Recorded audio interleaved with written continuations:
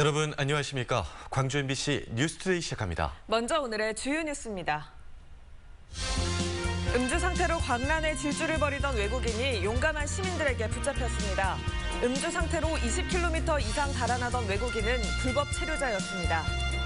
코로나19로 고용 사정이 악화되면서 실업급여 지급이 크게 늘고 있습니다. 하지만 자영업자들은 경영난으로 폐업을 해도 사회보험 혜택을 기대하기 쉽지 않습니다. 외국인을 중심으로 코로나19 확산세가 이어지면서 외국인 밀집 지역에 이동식 검사소가 설치됩니다.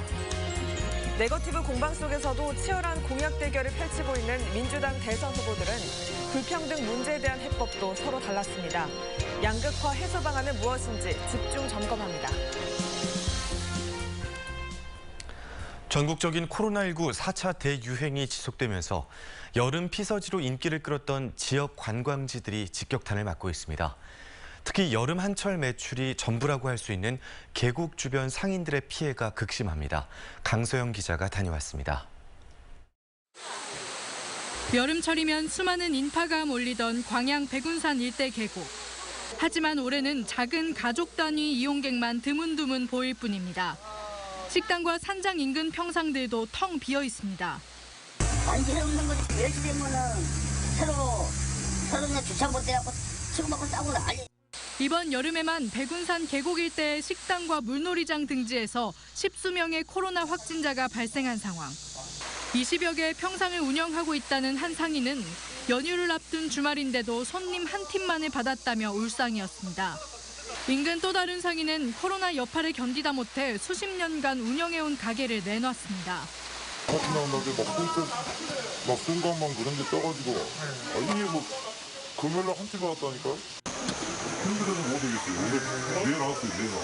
지불한 요금에 따라 평상의 크기와 인원수가 유연하게 적용되는 평상 대여 영업의 방식상 방역에 취약하다는 우려도 제기되고 있습니다.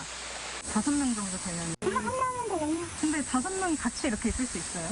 이제 5명이 있어도 다 물에 들어가고 말하자면 물에 들어가고 그러니까 같이 붙어 있지는 않대. 코로나로 사람들이 평상보다 캠핑을 선호하기 시작한 것도 계곡의 여름 불황을 부채질했다는 의견도 나오고 있습니다. 평상은 이제 좋긴 한데 아무래도 이제 옆에 분들 많이 있고 시끄럽고 하니까 이렇게는 이 공간에서 그래도 마스크 벗고 밥을 먹을 수 있는데. 오랫동안 여름 인기 휴양지 자리를 지켜왔던 백운산 인근 계곡들이 코로나 시대를 맞아 유례없는 여름 불황을 겪고 있습니다. MBC 뉴스 강서영입니다. 코로나19로 고용 사정이 악화되면서 실업급여 수급자와 지급 금액이 크게 늘어나고 있습니다. 하지만 임금 생활자가 아닌 자영업자들은 경영난으로 폐업을 해도 실업급여와 같은 사회보험의 혜택을 기대하기 어려운 상황입니다. 조현성 기자입니다.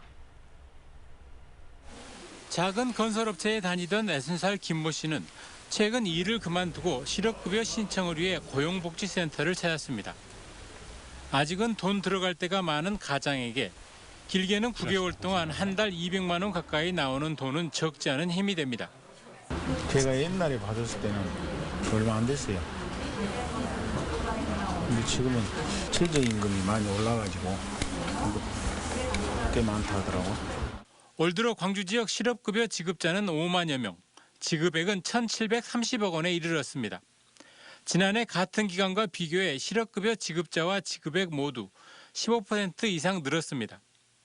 코로나 장기화로 고용 사정이 나빠진 데 따른 것으로 추정됩니다. 하지만 정작 코로나로 인해 가장 큰 타격을 받은 자영업자들은 이 같은 고용보험 혜택을 받지 못하고 있습니다. 올 들어 광주에서 5만 명의 임금 근로자가 실업급여 혜택을 받는 동안 폐업을 한 뒤 실업급여를 받은 자영업자는 40명에 그쳤습니다. 자영업자도 고용보험에 가입을 할 수는 있지만 보험료 부담에 실업급여 요건도 직장인보다 까다로워 고용보험 가입률이 1%에도 안 되기 때문입니다.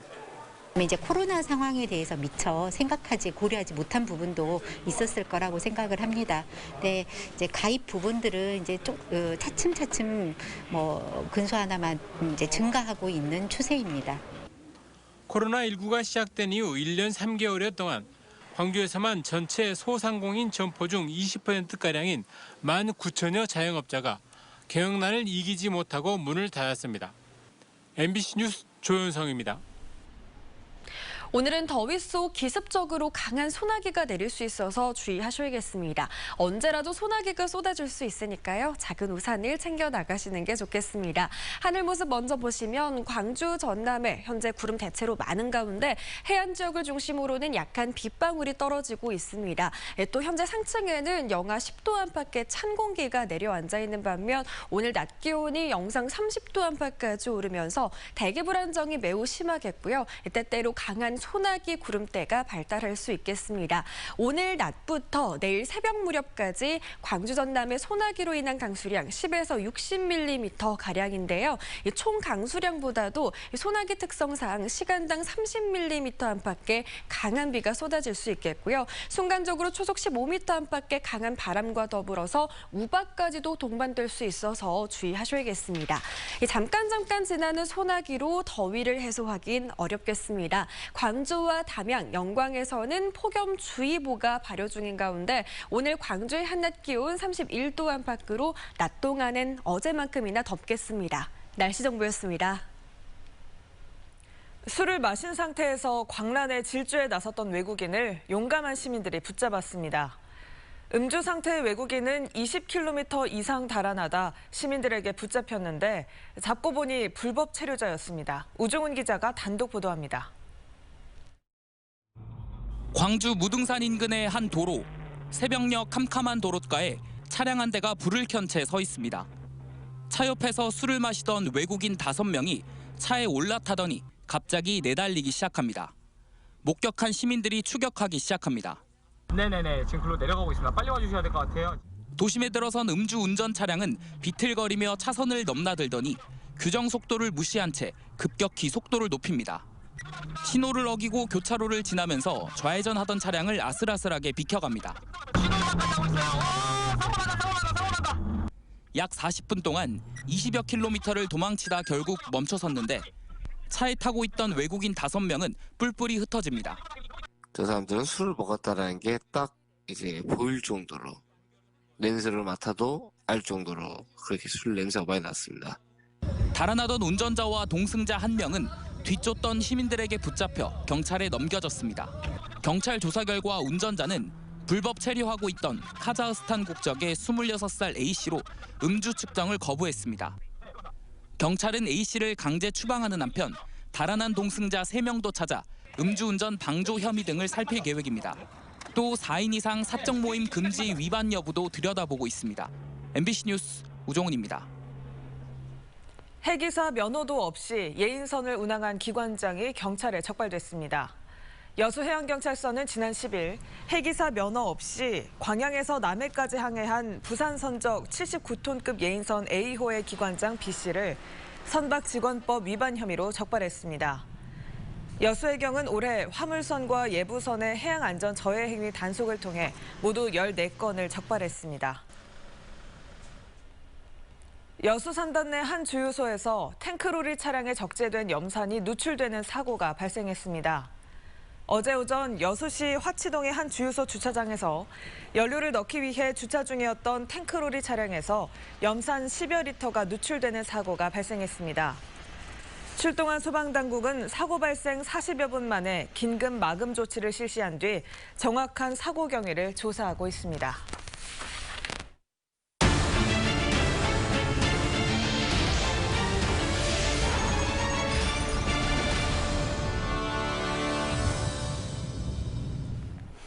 더불어민주당의 대선 후보들이 네거티브 공방 속에서도 공약 대결을 펼치고 있습니다.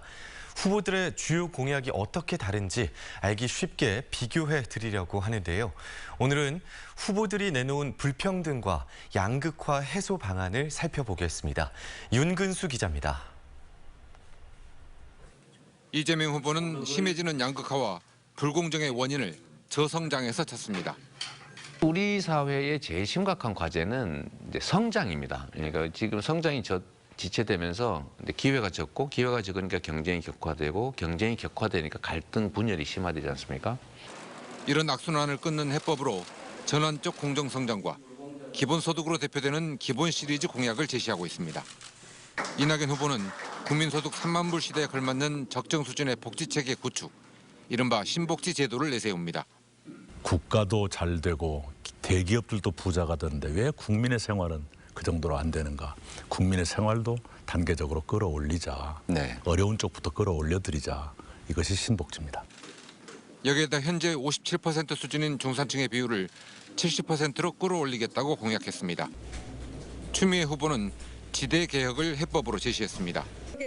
연간 400조 원에 육박하는 부동산 불로소득에 공정하게 세금을 매기고 여기서 마련된 재원으로 복지를 강화하겠다는 구상입니다. 정세균 후보는 미래 씨앗 통장으로 청년들의 공정한 출발을 보장하겠다고 약속했습니다.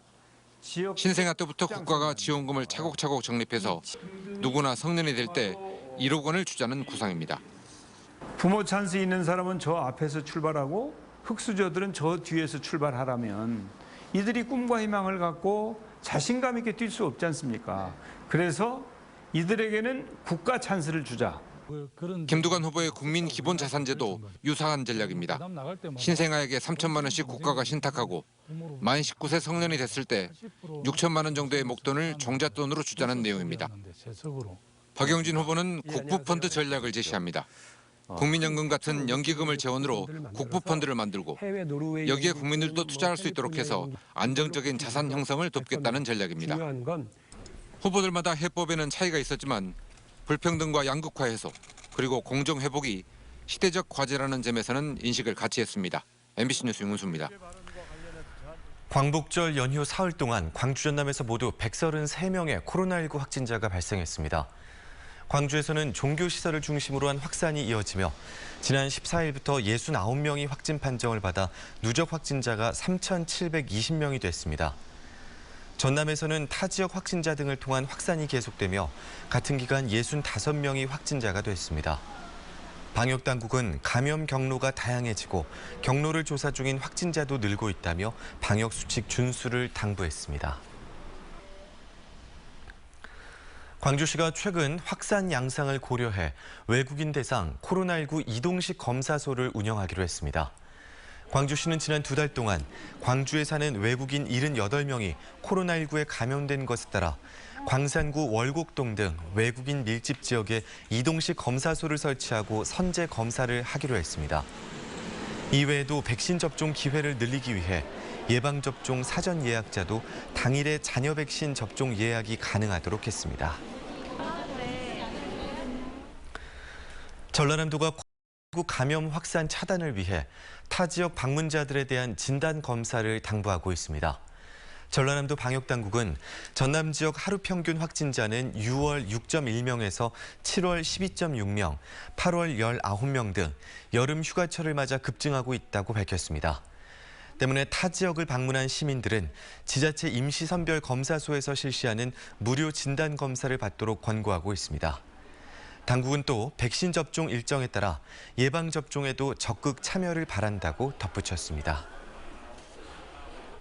전국에 있는 지역 농협들이 개별적으로 운영하고 있는 김치 공장을 통합하기로 했습니다. 브랜드 단일화와 비용 절감을 통해 김치 시장에서의 경쟁력을 높여보자는 취지인데 수익성의 한계를 느끼고 있는 지역 농협도 새로운 변화를 기대하고 있습니다. 문영철 기자입니다. 전국에 운영되고 있는 농협의 김치 공장은 모두 12곳. 이 가운데 2곳을 제외한 10곳의 공장이 통합을 추진합니다. 이들 김치 공장은 길게는 30년 동안 각 지역 농협이 독자적으로 운영해왔지만 김치 소비가 줄고 경쟁이 치열해지는 상황에서 새로운 활로를 찾기 위해선 규모의 경제가 필요하다고 판단한 겁니다. 대기업 같은 경우는 마케팅을 과감하게 해서 계속 시장을 늘리고 있고 상대적으로 농협은 그 조그마한 지역 농협에서는 각각 김치 공장 운영하다 보니까 이 시장에서 입지가 좁아지고 있는 거죠. 전남에서는 순천 농협과 여수 농협이 김치 공장 통합에 참여합니다. 특히 1993년 출범한 순천 농협의 김치 공장은 지난해 100억 원에 가까운 판매 실적을 올리며 매출액 증가세를 이어가고 있습니다. 하지만 원재료 가격 등이 꾸준히 상승하고 시설 노후화에 따른 고정비 지출이 늘면서 순이익은 3년 연속 적자를 기록하고 있는 상태입니다. 대기업에 비해 유통망이 부족한 데다 마케팅을 포함한 주요 영업 활동을 자체적으로 해결할 수밖에 없어 향후 성장성과 수익성에서도 한계가 명확합니다. 우리 농협 브랜드끼리 경합을 하던 게 단일 브랜드로 돼서 시장 경쟁력 성장이 나아질 것으로 기대를 하고 1920억 정도까지 성장이 가능할 것이다. 전국 10개 농협은 통합추진위원회를 구성해 구체적인 운영 방식 등을 논의한 뒤 올 연말까지 통합법인을 설립할 계획입니다. MBC 뉴스 문형철입니다. 광주시가 지역대학 홍보를 위해 슬로건 공모전을 진행합니다. 광주시는 오늘부터 청소년들이 지역대학에 진학할 수 있도록 하는 홍보 슬로건을 공모받고 모두 8편의 수상작을 선정해 상을 시상할 계획이라고 밝혔습니다. 슬로건 공모전은 연령과 거주지 제한 없이 누구나 응모할 수 있고 수상작은 심사를 거쳐 다음 달 17일 발표됩니다. 청산리 봉오동 전투를 승리로 이끈 홍범도 장군의 유해가 광복절에 돌아온 것을 기념하는 전시회가 광주에서 진행됩니다. 광주 광산구에 따르면 홍 장군의 유해 봉환을 기념하기 위해 오는 28일까지 월곡 고려인 문화관에서 가족 사진과 홍 장군이 직접 쓴 글 등을 선보이는 특별 전시회가 진행됩니다. 이와 함께 제76주년 광복절을 맞아 광산구 청사에는 광복군의 서명을 담은 태극기가 전시됩니다. 진도 지역에 지난달 물폭탄이 쏟아지면서 재해 예방 사업이 완공됐던 하천도 수재를 면할 수가 없었습니다. 하지만 인근 주민들은 하천 공사가 주민들의 요구 사항을 반영하지 않아서 수재가 발생했다며 불만을 토로하고 있습니다. 어떻게 된 일인지 김윤 기자가 취재했습니다. 지난해 12월 하천 재해 예방 사업이 완공된 진도군 의신천입니다. 지난 2016년부터 180억 원을 투입해 의신천 중간 구간 2.7km에 둑을 높이고 다리를 새로 놓고 저류지를 만들었습니다. 하지만 지난달 진도 지역에 쏟아진 물폭탄으로 일부 호암 블럭은 무너지고 인근 농경지가 침수되는 등 피해를 막지는 못했습니다. 다리와 둑에 접한 도로는 시멘트가 엉성하게 포장돼 균열이 가고 떨어져 나가고 있습니다. 주민들은 설계 당시 주민공청회를 한 번만 열고 의견을 반영하지 않아서 발생한 문제라며 분통을 터뜨리고 있습니다.